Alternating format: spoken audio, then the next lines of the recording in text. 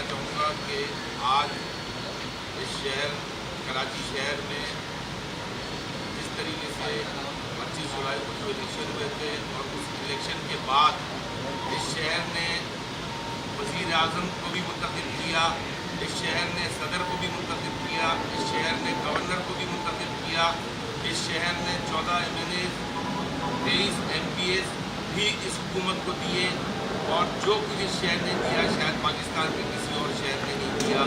लेकिन हमें बड़े अफसोस के साथ कहना पड़ता है कि जो चाहे वो सदर पाकिस्तान हो, चाहे गवर्नर हो, चाहे वज़ीर आज़म हो, सबसे बड़ा जो इशू कराची का था 70 लाख की आबादी को जो कम गिरा गया था, उस पर किसी भी MPA MLA ने आवाज़ नहीं उठाई। और ये 70 लाख की गिनती जो है, इसकी इम्पोर्टेंस ये नहीं है कि आपको सिर्फ गिनती करना है, इसी की बेस पर तमाम बजट बनता है, इसी की बेस पर आपकी बिजली की वैल्यूएशन होती है, इसी की बेस पर आपकी जो है पानी की रिक्वायरमेंट है, इसी की बेस पर आपको जो है वो प्रोविंशियल फाइनेंशियल कमीशन से आपको पैसे मिलते हैं। लेकिन ये हमारी बदकिस्मती है कि 70 लाख लोगों को ना गिनना इस शहर के। और बिलखुसूस एक बात जो सबसे इम्पोर्टेंट है वो ये कि अब जो मास्टर प्लान बनाने की बात की है, ये हमारे इल्म में आया कि मुस्तफ़ा कमाल भाई का जो मास्टर प्लान बनाया गया था उसी को बेस बनाकर अब फर्दर 2047 तक के या 2030 तक के 20 साल मजीद मास्टर प्लान जो बना रहे हैं, तो क्या वो मास्टर प्लान इस पॉपुलेशन के हिसाब से बनेगा तो फिर वो मास्टर प्लान की बेसिस ही गलत होगी। लिहाजा सबसे पहले तो मैं गुजारिश करूँगा उन तमाम लोगों से जिन्हें कराची ने मुंतखब किया है, जिन्हें कराची ने वज़ीर आज़म भी बनाया, जिन्हें सदर पाकिस्तान भी बनाया, जिसे गवर्नर भी बनाया, वो मुंतखब किया, वो कम अज़ कम इस पर एक्शन लें और कराची की दोबारा से मरदमशुमारी का हुक्म दें। दूसरे, आप सबके सामने पार्टी लीडरशिप ने हमेशा इस नई हुकूमत को पूरी सपोर्ट की यकीन दहानी कराई, इनके लिए नेक ख्वाहिशात का इजहार किया। लेकिन बदकिस्मती ये हमें भी पता है कि इस हुकूमत को आए हुए अभी मुश्किल से 60 दिन नहीं हुए, 60 दिन हुए होंगे मुश्किल से। लेकिन आप 100 दिन का प्लान ना देते अगर आप के अंदर वो कैपेबिलिटी और कैपेसिटी नहीं थी। इस हुकूमत ने जो 100 दिन का प्लान दिया और जो आवाम की एक्सपेक्टेशंस थी, इलेक्शन से पहले के वादे, उसकी डिटेल में मुझे जाने का कोई फ़ायदा नहीं। आज मेरे ख्याल से पिछले कोई 10-15 दिन से हर चैनल पर उनके इलेक्शन से पहले की तकारीर और इलेक्शन के बाद के उनके फ़ैसले वो दिखाए जा रहे हैं। आवाम को पता है कि कितने बड़े यू टर्न्स आए, एक यू टर्न नहीं कई यू टर्न्स आए। आज सबसे बड़ा इशू इस मुल्क का जो बन गया है वो ये बना है कि मुल्क के ख़जाने सबको पता था खाली थे। आपके पास तरीक़ेकार दूसरे होने चाहिए थे। आपने इकोनॉमिकली किस टीम को बिठाया जिस टीम ने पहले तो ये कहते रहे कि हम IMF के पास नहीं जाएंगे? क्या आपके पास दूसरे ऑप्शंस नहीं थे? क्या आपने अपनी तमाम इम्पोर्ट्स को जमा करके, अपने इम्पोर्ट्स की आइटम लिस्ट को देख के, हज़ारों ऐसे आइटम थे जिसको अगर आप 2 साल के लिए बैन भी कर देते तो ये मुल्क चलता रहता और आपके कई अरब डॉलर बच सकते थे। लेकिन आपने उसके बजाय आसान तरीका अपनाया।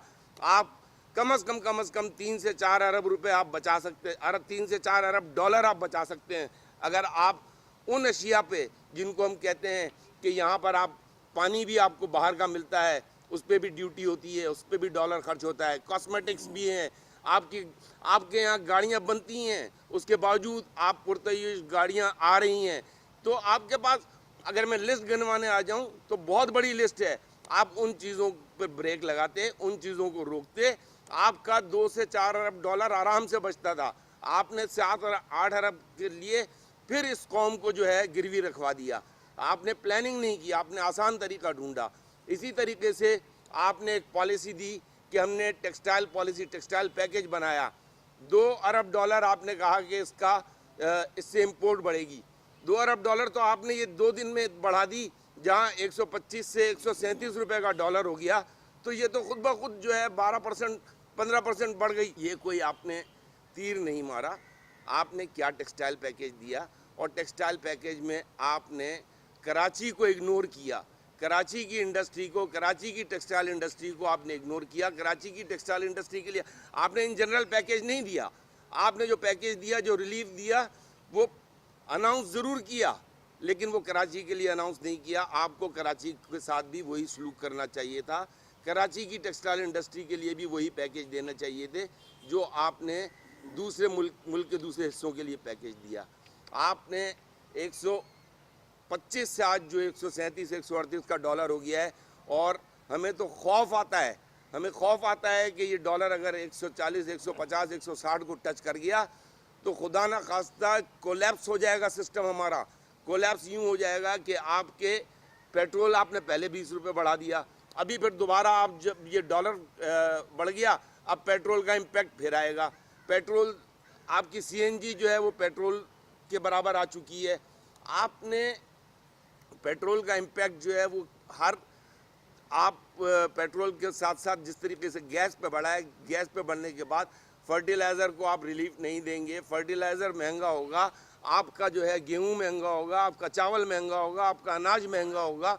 ये सारी चीज़ें जब रिफ्लेक्ट करेंगी तो फिर आवाम के लिए, पहले ही आवाम के पास जो है नौकरियां नहीं हैं, लोग जो है इस वक्त नौकरियों से महरूम हैं, तो लोग क्या करेंगे?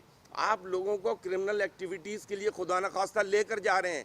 आपको चाहिए कि आप अपने गिर्द उन लोगों को जमा करें जो आपको बेहतर पॉलिसी दे सकें। आपको बेहतर पॉलिसी अगर आप नहीं दे सके इस मुल्क को, तो आप इस मुल्क को अल्लाह ना करे मुआशी बदहाली की तरफ लेकर जा रहे हैं। आप जो है इकोनॉमिकल फेलियर की तरफ जा रहे हैं। आपने जो आसान रास्ता IMF का ढूंढा, मैं फिर अपनी बात को रिपीट कर रहा हूं कि उससे बेहतर रास्ते भी थे। इसके अलावा आपने, हमें बड़ी अच्छी बात है, आपने 50 लाख घरों का अनाउंस किया, बहुत अच्छी बात है। बेघर अफराद के लिए आपने घरों का अनाउंस किया। आपको सबसे ज़्यादा नुमाइंदगी इस हुकूमत को कराची ने दी। आपने कराची को स्टडी किया है? क्या आपके नुमाइंदों को बशमूल वज़ीर आज़म पाकिस्तान, बशमूल सदर पाकिस्तान, बशमूल गवर्नर सिंध और उनके मुंतखब नुमाइंदे, उन्हें कराची की डायनामिक्स का पता है? कराची की 2.5 करोड़ में से 1.25 करोड़ की आबादी जो है वो कच्ची आबादी है, और वो कच्ची आबादी जो है 70 साल से कच्ची आबादियाँ हैं। आपको मैं आज बताता चलूँ कि कराची में सिंध गवर्नमेंट के पास रजिस्टर्ड 300 कच्ची आबादियाँ हैं। कराची म्यूनसिपल कॉरपोरेशन के पास 200 से ज़्यादा कच्ची आबादियाँ हैं। जिस शहर में 500 550 कच्ची आबादियाँ हों, 1.25 करोड़ की आबादी उन कच्ची आबादियों में रह रही हो, आप उनको निगलेक्ट कर रहे हैं और आप दूसरा बहरी और दूसरा आशियाना प्रोजेक्ट की तरफ जा रहे हैं। नई ज़मीनों पर आबाद करेंगे, क्या इन कच्ची आबादियों वालों को वहाँ मुंतकिल करेंगे आप? या इन्हीं कच्ची आबादियों में जिस तरीके से मलेशिया में हुआ या ब्राज़ील में हुआ, आपको चाहिए था कि आप कच्ची आबादी की ट्रांसफॉर्मेशन करते। कच्ची आबादी के जो 1.25 करोड़ लोग हैं, आज आप जाके हाल देखें, आज आप लियारी का हाल देखें, आज आप रणछोड़ लाइन का हाल देखें, रामस्वामी का हाल देखें, खारादर का हाल देखें, बंदर आप बोरा पीर का हाल देखें। उसके बाद आप जो है नानकवाड़ा चले जाएं, आप खुदा की बस्ती चले जाएं, सुरजानी टाउन चले जाएं, औरंगी टाउन चले जाएं। मैं यहाँ गिनवाना शुरू करूँ तो घंटों लग जाएंगे। जिस शहर में 550 कच्ची आबादियाँ हों, और कच्ची आबादियाँ मज़ीद डेवलप होती जा रही हैं, ये भी मैं बता दूं कि कच्ची आबादियाँ मज़ीद डेवलप होती चली जा रही हैं। और जितने बॉर्डरिंग एरियाज़ है, इत्तेहाद टाउन मेरे ख्याल से कल को बलूचिस्तान से टच कर जाएगा। आपका जो है गडाब टाउन जो है, जितनी कच्ची आबादियाँ डेवलप हो रही हैं, ये पता नहीं आगे जाके नूरियाबाद से टच कर जाएगा। हमें इन चीज़ों को रोकने के बजाय, नए बहरिया और नए आशियाना प्रोजेक्ट में जाने के बजाय, इन कच्ची आबादियों के बारे में सोचना होगा। इन कच्ची आबादियों के लिए हमें बेहतर रिहायशी प्रोग्राम देने होंगे, तब हम समझते हैं कि शहर के लिए सही हक अदा कर सकेंगे आप। इसके अलावा आपने लोगों से जो है नौकरियों के वादे किए, आपने लोगों को नौकरियों का, मैं ये समझता हूँ कि झांसा दिया। आप इलाकों में जाकर, और बिलखुसूस जिन इलाकों में इलेक्शन हो रहे हैं, आप वहाँ से लोगों के डोमिसाइल्स जमा कर रहे हैं। मैं आज यहाँ पर ऐलान करता हूँ कि जिन इलाकों में आपने, चाहे वो NA 243 हो, चाहे NA 247 हो, आपने नौकरियों के नाम पर जो डोमिसाइल जमा किए हैं, आप उनको इलेक्शन से पहले नौकरी दे दें। इस शहर के लोगों को अगर रोजगार मिलता है, हमें इलेक्शन लड़ने की कोई ज़रूरत नहीं। जितने डोमिसाइल आपने जमा किए हैं, इलेक्शन से पहले उनको नौकरियां दे दें, क्योंकि हमें पता है आपने ये इलेक्शन के लिए झांसा दिया है और आपने कराची की आवाम को दोबारा बेवकूफ़ बनाने की कोशिश की है। इसके अलावा आसिफ भाई आपसे बात करें। तमाम साफ़ियों का शुक्रिया अदा करूँगा। आज का इस प्रेस कॉन्फ्रेंस का मकसद बेसिकली यही था कि जो ओवरऑल सूरत हाल बनी है और बनने जा रही है, हम ये सिर्फ तनकीद के लिए नहीं बल्कि तामीरी हवाले से ये सारी चीज़ें आज कर रहे हैं और ये बातें बता रहे हैं। आज की जो सूरत हाल है, ये सारी सूरत हाल वो है जो कल बैठी हुई अपोजिशन में पीटीआई को, तहरीक इंसाफ को इस बात का पता था कि ये सारी सूरत हाल लेकर हम हुकूमत बनाने जा रहे हैं। उनको इस बात का पता था कि डॉलर्स के रिज़र्व क्या हैं, दीगर रिज़र्व क्या हैं इस वक्त मुल्क की। उनको इस बात का पता था कि हमारी इकोनॉमी क्या है। उनको इस बात का पता था कि हमारी इस वक्त सूरत हाल क्या है। लेकिन उसके बावजूद भी आज इस नहज पर हम पहुँचे कि सिर्फ 40 दिन में 3 दफ़ा महंगाई बढ़ाने की तैयारी हुई। पहली दफ़ा जब मिनी बजट लाकर 82 अरब रुपए के टैक्सेस लगा दिए गए, और ये 82 अरब रुपए के टैक्सेस डायरेक्ट इफ़ेक्ट करते हैं रोज़मर्रा की अशिया पर जो लोग इस्तेमाल करते हैं, जिसका कंपैरिजन मेरे पास यहाँ मौजूद है। और मैं भी आपको वो भी बताता चलूँ कि जिस वक्त गवर्नमेंट आई थी तो दालों की, चावल की, चीनी की कीमतें क्या थी और अभी उसकी कीमतें क्या हैं। मैं दूसरी बार कि जब इन कीमतों में इजाफे की कोशिश हो रही है और डॉलर के बढ़ने के बाद इसका इफ़ेक्ट आता है डायरेक्टली रोज़मर्रा की अशिया पर, और जिस तरह से डॉलर बढ़ा है उसमें भी ये कीमतों में इजाफा जो है वो अल्टीमेटली हो जाएगा। अब तीसरी जो तैयारी है वो तैयारी है IMF के पास जाकर उसकी डिक्टेशन लेकर टैक्सेस बढ़ाने के लिए और कीमतों में, अशिया की कीमतों में इजाफे की। मुझे बताएं दुनिया के किस मुल्क में ऐसा होता है कि गवर्नमेंट आने के बाद मिनी बजट भी ला रही हो, गवर्नमेंट आने के बाद इकोनॉमी को कंट्रोल भी नहीं कर रही हो। मुझे आज भी वो तकरीर याद है, मैं उस पार्लियामेंट का हिस्सा था कि जब वज़ीर ख़ज़ाना, आज के वज़ीर ख़ज़ाना, कल ये खड़े होकर कहते थे कि जो महंगाई गवर्नमेंट बढ़ाती है वो बढ़ाती नहीं, वो जानबूझकर बढ़ाती है। और इसका मकसद आज जो गवर्नमेंट महंगाई बढ़ा रही है वो जानबूझकर बढ़ा रही है। कल ये कहा जाता था कि जी ये जो डॉलर 1 रुपये का अगर इसमें इजाफा होता है तो तकरीबन 100 अरब रुपए पाकिस्तानी कर्जा बढ़ जाता है। आज 9.5 रुपये डॉलर का एक दिन में इजाफा, कर्जा कहाँ चला गया इस वक्त? 902 अरब रुपए गैर मुल्की कर्जा जो है वो डॉलर बढ़ने से उसमें इजाफा हो गया है। आज आम आदमी, गरीब आदमी जिसकी उम्मीद थी, आपने तो गरीबों का भला करने के बजाय गरीबों को मारना शुरू कर दिया है। आप गरीबों को ख़ुदकशी की तरफ ले जा रहे हैं, आप गरीब के बच्चे को क्राइम की तरफ लगाने के लिए ले जा रहे हैं।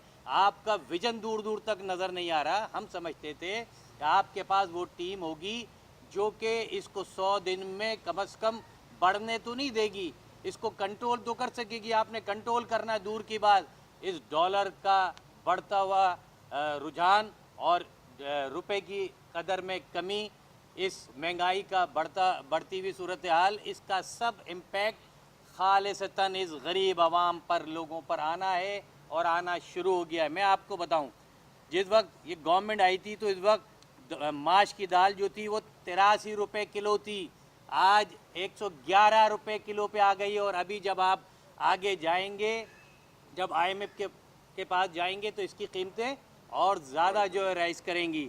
उसके बाद आपकी जो चीनी थी वो चीनी थी आपकी 55 रुपये किलो रिटेल में, आज चीनी 73 रुपये किलो पे चली गई है और अभी इसने और बढ़ना है। आज जब हम बात कर रहे हैं दाल चना की तो 103 रुपये किलो पे था, आज दाल चना 123 रुपये किलो पे चला गया है। आज जब हम बात कर रहे हैं कि बेसन की 115 रुपये किलो बेसन था, आज बेसन 128 रुपए किलो पे चला गया है। ये पूरी लिस्ट है, मैं वो बातें नहीं कर रहा। ये वो लिस्ट है जिस वक्त गवर्नमेंट आ चुकी थी।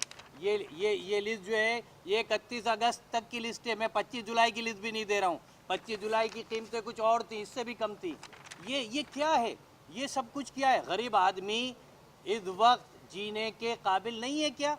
क्या आप गरीब को सुहाने ख्वाब दिखाकर आप जिस नहज पर लेकर जा रहे हैं, और आज भी आप ये कह रहे हैं आपकी एक्सपर्टीज़ नज़र नहीं आ रही, आपकी वो फाइनेंशियल जो टीमें थी वो आज कहाँ हैं? वो नज़र नहीं आ रही। आज आप कह रहे हैं कि जी डॉलर तो जो है वो बढ़ नहीं है। दूसरी तरफ आपकी स्टॉक एक्सचेंज जो है वो क्रश हो रहा था, और जनाब प्राइम मिनिस्टर टॉयलेट बनाने के तरीक़े बता रहे थे, क्लीन और ग्रीन के तरीक़े बता रहे थे। जब पेट्रोल की कीमतें बढ़ रही थी, क्लीन और ग्रीन का बिल्कुल सपोर्ट करनी चाहिए, ज़रूरत है, लेकिन ये तो गाइडलाइन देनी है हुकूमत ने और प्राइम मिनिस्टर ने। वो मिनिस्ट्री जो एनवायरनमेंट की है, वो जो लोकल गवर्नमेंट का पूरी पाकिस्तान में सेटअप है, उनके ज़रिए उस मिनिस्ट्री ने करवाना था। और हम ये उम्मीद कर रहे थे, पाकिस्तानी कौम और वहाँ बैठे हुए तजियाकार ये उम्मीद कर रहे थे कि प्राइम मिनिस्टर ये बताएंगे कि उनका दौरा सऊदी अरब कामयाब रहा या नहीं रहा। प्राइम मिनिस्टर ये बताएंगे उनका टर्की का दौरा कामयाब रहा या नहीं रहा। प्राइम मिनिस्टर ये बताएंगे कि उनको वो जो IMF की तरफ जा रहे हैं वो किन शराइत पर जा रहे हैं। प्राइम मिनिस्टर खारजा पॉलिसीज़ के बारे में, मुल्क के इकोनॉमी के बारे में बताएंगे। प्राइम मिनिस्टर ने बताया टॉयलेट किस तरह बनेगा। ये है विजन, ये है इस हुकूमत का विजन। खुदारा गरीब आदमी को अब ये अकल आ जानी चाहिए कि तब्दीली के नाम पर लोग तब्दील हो गए। तब्दीली के नाम पर वो सूरत हाल की तरफ हम जा रहे हैं कि खुदा न खास्ता मुल्क जो है वो डिफ़ॉल्टर की तरफ ना चले जाए। कल नवाज शरीफ की गवर्नमेंट से लोग तंग थे, इसीलिए तो तब्दीली के लिए वोट डाले थे। तो फिर नवाज शरीफ की गवर्नमेंट में ये डॉलर जो है वो रोका जा सकता है, रुपए को गिरने से रोका जा सकता है। तो आज की गवर्नमेंट में क्या था?